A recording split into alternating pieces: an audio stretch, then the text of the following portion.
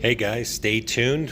Watch me pull this crumpled sheet metal out with this cool new tool.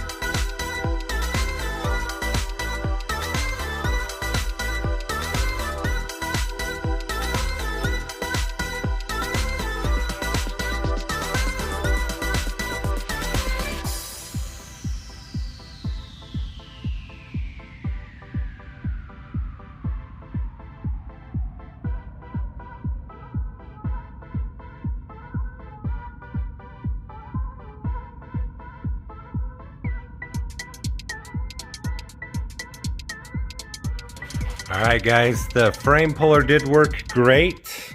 Got that all straightened out and welded together in a couple spots, but love this thing. It is a great product and it mounts really well underneath the vehicle. So I've got it chained down just in case it moved, but it didn't move at all. These clamps on the back held it down really nice. I can put a link in the box if you guys are interested in something like this, but really easy. It comes apart and can be stored very easily. So just all depends what your use is, but this will definitely be a valuable tool in the future.